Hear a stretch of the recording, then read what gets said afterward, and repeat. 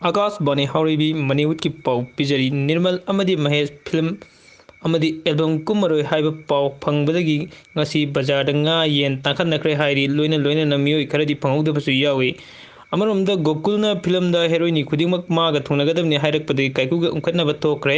मरक असिदा डायरेक्टर सुजयकांत कांतना काइकुदा फिल्म गी MCS MPS नत्रगा डिपार्टमेंट अमगी डायरेक्टर पिरगनी लोइना लोइना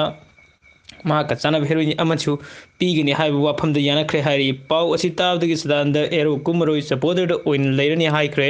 मखा ताना मनपुर फिल्म इहान हाना IS ऑफिसर ओइखिब हेरो सि सतानंदनी काउदु फै हाइना पेंदब फोगदोखरे पाव असि ताबदगी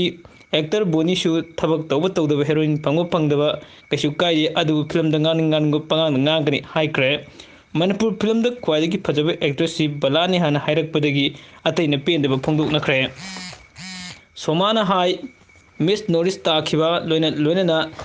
एक्ट्रेस तगी सिंगर ओरखिबसी महा खतनी हाई बिजुना सु पेंदब फोंदोलदुना या पोरगा रासिलेब एकोइदी फजदब्रा हाइक्रे इसिताना सु डिंपल काब एकोइदी थीरब्रा हाइना हंख्रे इथोइने एल्बम की बेस्ट अवार्ड फंख्रबी अहाक पुदी थीरब्रा हाइदुना वाकलखरे सुस्मिताना मरक असिदा डिंपल सु वाते फिल्म दसु वाते इसैसु फावी सुस्मिता अवार्ड पर लेते हाइब काउदब फै हाइरी चरक असिदा मैक्सिना थादोई मेधाना चिंगबा मकोय अहम फिल्म द मतिक मतिक यावुन बसि नुंगाइते खरा सांगना यावनिंगी हाइना पेंदब फोंदोकलदुना मफम खंगदब जगा अमदा वाकन फिल्म फंख्रे हाइरी